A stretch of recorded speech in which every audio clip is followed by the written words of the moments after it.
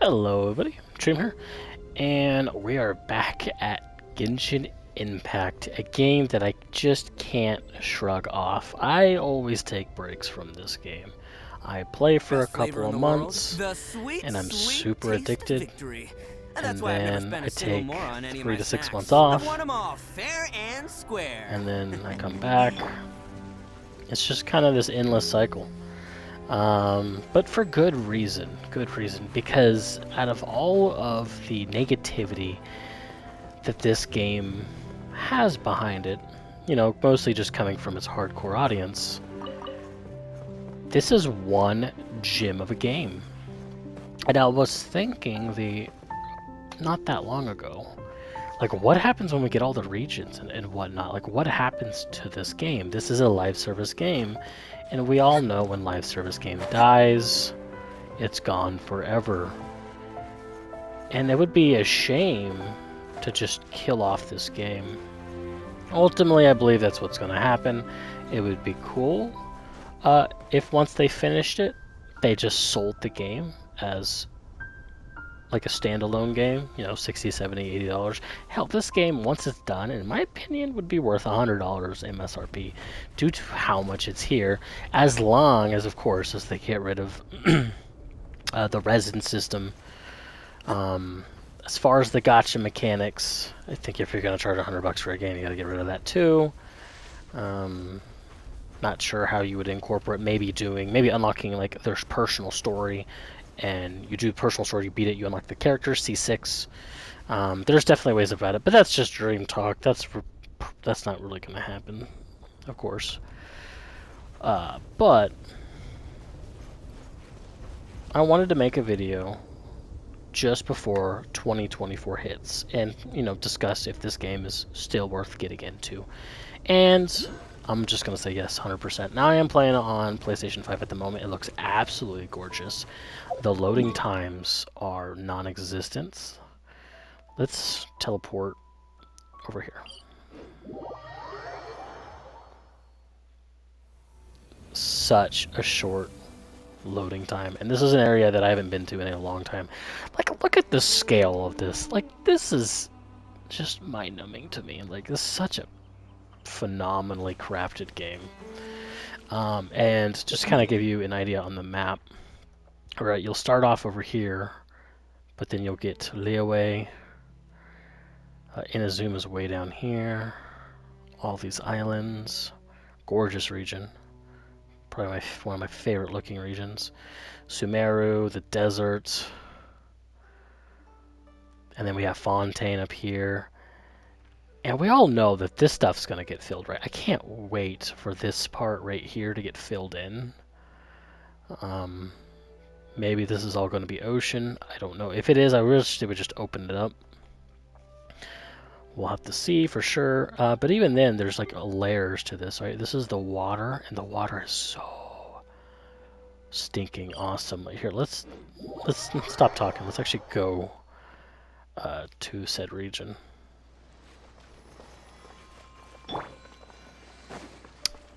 I am still getting used to.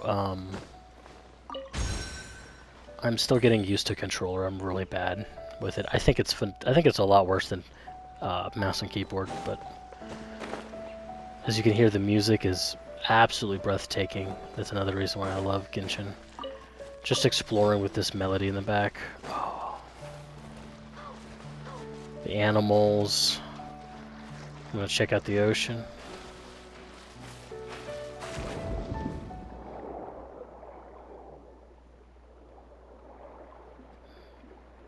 Look at this. Like, come on.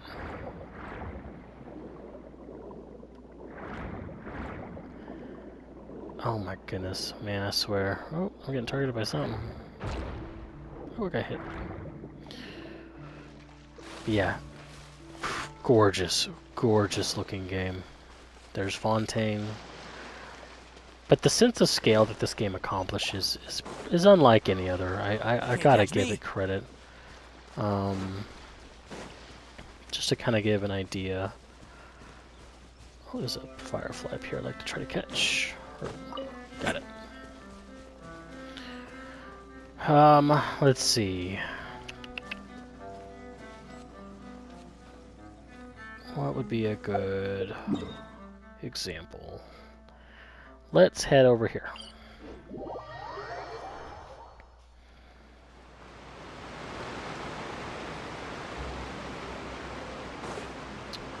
Alright, we look off in the distance, and right above my head, you'll see a structure, and even then, right above my head, you'll see a little floating island.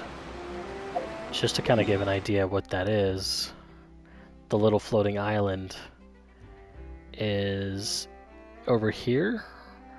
That structure is over here.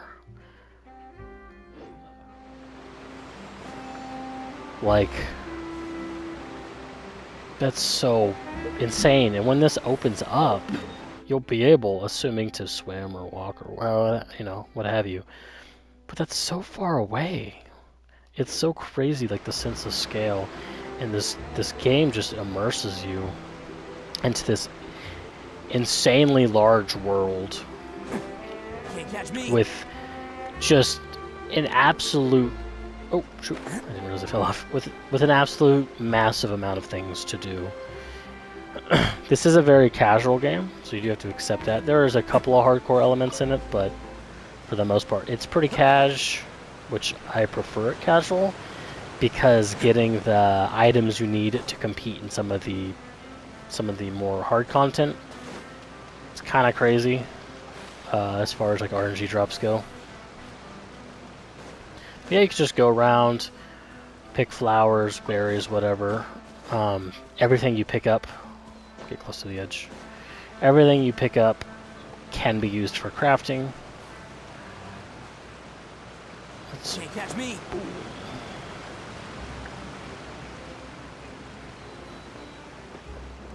I wonder if there's anything behind this. You hide anything?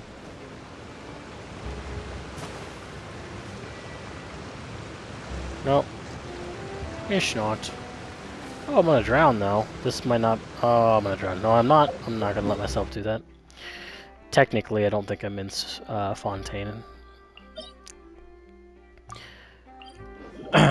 So yeah, and I've kind of rambled on enough just about like the world. As far as like characters go, they do a really good job at the characters. I've gained quite a few as I've played, and you will.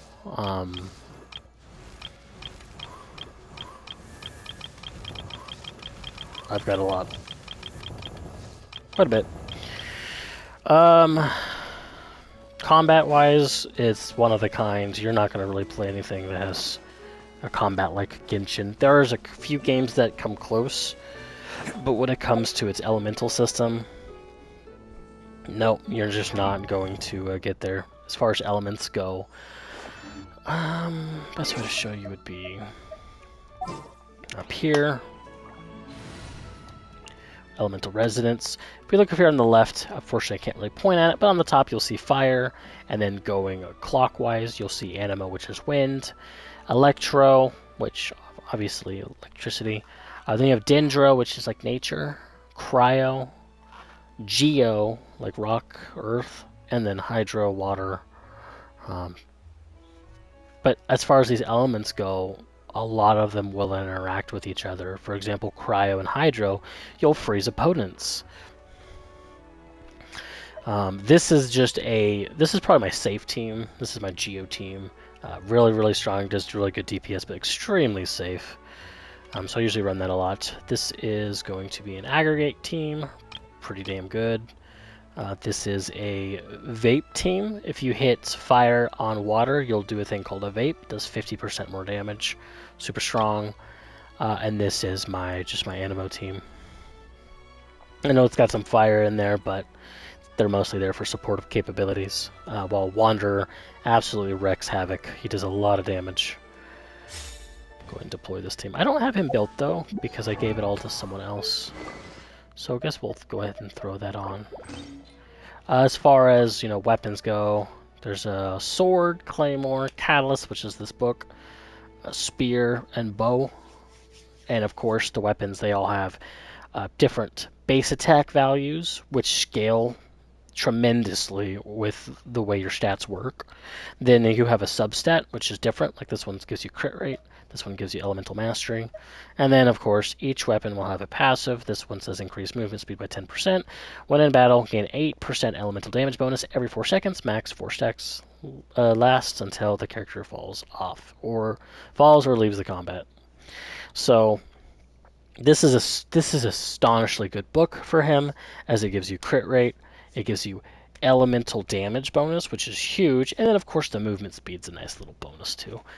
So that's why I have that on him. 608 base attack, really high. As far as the artifact setup goes, I like to run the Timepiece of Lost Path, I think is what it's called. What's this? Oh, Desert Pavilion. I'm an idiot. We'll equip everything on him real quick, and then we'll go over that. All these artifacts have different stats, have different passives, which the passives aren't as important, though eventually you want to work toward getting a set. But the main stat's the most important thing. Oh, I'm blind. Alright, so right here, kind of go over what it does. Animo damage bonus. Fantastic, I'm Animo. When charge attack hits opponents, the equipped character's normal attack speed will be increased by 10%, while normal charge attacks plunging damage will increase by 40%. So, the attack speed's nice, but it's the 40% improvement on the just attacking damage is the kind of the big kicker here. I just have to do one heavy attack, and then the rest I can just bam, bam, bam, bam, bam. For Ruzin, I equip because she can shred animo resistances and also boost animo damage, which of course Wanderer likes. Toma gives shields, but I have him at C6. His C6, which, by the way, getting duplicates gets you these constellations. I'm not really going to go into huge detail, but C6, when a blazing barrier is obtained or refreshed, the damage dealt by party members' normal, charged, and plunging attack is increased by 15%. Nice little bonus here, and he gives good shields. Not amazing, but it's okay. And then, of course, I got Benny Boy. He's my healer, and his ult allows me to do a lot of damage. So... And another thing that we want to look at in terms of team builds is the elemental resonance, which is this right here I was showing you earlier ago. Having two of the same element gives you an extra bonus. So right here, 2 fire increase attack by 25%, and 2 wind decreases stamina consumption, increase movement speed by 10%, and shorten skill cooldown by 5%. The wind one's kind of okay. It's mostly good for world exploration, but the double fire is really nice. I could remove Toma or even Mika, or I'm sorry, Bennett, and replace with Mika. But all Mika really does is he gives a small attack speed boost, and he gives physical damage bonus, which I don't use. Bennett's just better in this scenario, in my opinion. Plus, having double pyro is nice, so that's why I run this team. I guess I could put some stuff on them real quick. With her, I use Favonia's Bow, and then I will run Emblem of Severed Fate. This increases energy recharge, and then increases burst damage, and improves the damage of the ult based off of the elemental recharge, or energy recharge. It's okay on her. I don't know if it's her best in slot, but it works, so that's why I use it. I don't really use her for damage anyways. I just want her ult up as much as possible, and since I'm focusing on her ult, I might as well get some extra damage out of it. That's how I look at it. There it is. Toma just needs health. That's all he wants. That's all he cares about. Give him a fat amount of HP, and he's good. I don't think I have a really good feather that gives a lot of HP. I think this is the best one, sadly.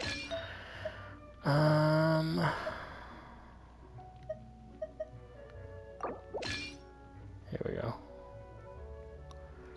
Yep, 2-piece melee set, and then everything else is HP. Black Tassel for more HP, though I could give him Favonius Lance, but his crit rate is so stinking small, I don't think it really matters. So we'll just stick with this. He only has 122 energy recharge. I think we'll go with Fab Lance, actually. Gives him less HP, but gives him more ER. Talents. I just need to level him up. He's not leveled that much. Any boy. Of course, we want Noblesse Oblige. That's obvious.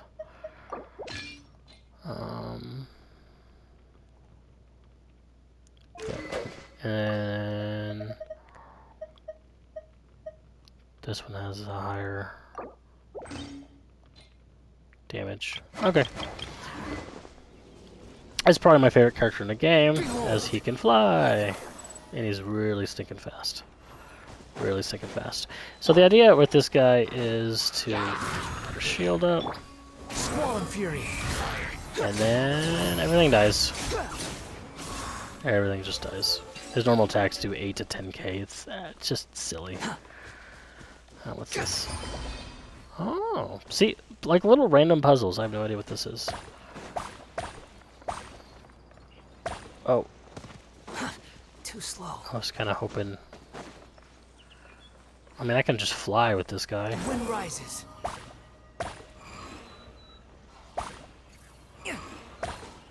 Oh, no! I don't know how you would do that without this guy. I'll be real with you. He just made this a lot easier.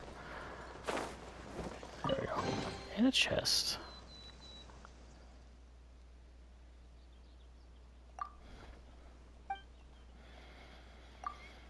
We'll just... I don't care.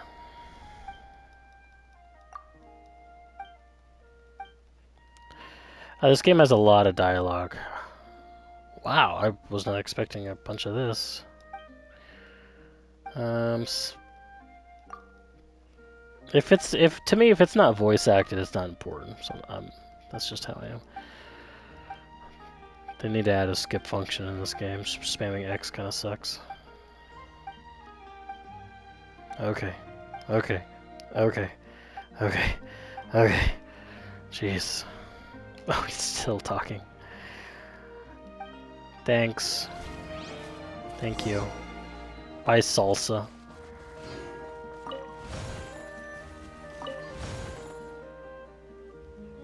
Oh, I don't know what I'm doing. I'll be real with you.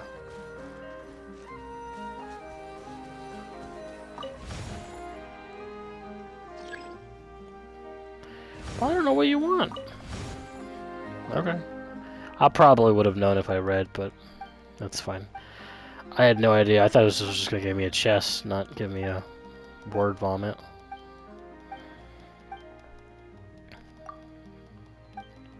My poor X button.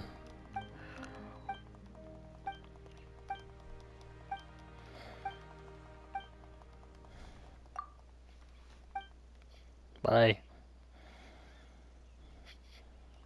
Stop talking. Jesus. Doesn't knock a viewpoint from that though. And it gave me 20 primo gems. Not too bad. But yeah, I think this video has been going on long enough.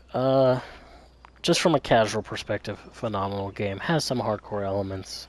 Of course, the idea is to make your characters do as much damage as they can, and you do that with the weapons, the artifact system. You can get more constellations, which just requires you to pull duplicates of the character, and then of course leveling up their talents. I actually have to beat the Sumeru storyline just to unlock the boss, so I can get this guy past 6, because he's kind of stuck. But that being said, I think I'm going to go ahead and wrap up the video here. Definitely worth a playthrough. In fact, if you haven't played Genshin, now is probably the best time to get into it, because you have... Oh god. I don't even want to know how much content is here for like a new player. You have a lot.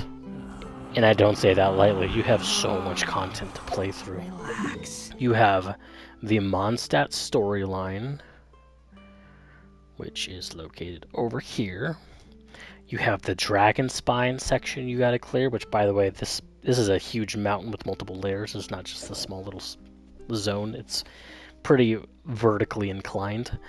Then you have the Leeway storyline you got to complete, and then you have the Inazuma storyline you have to complete.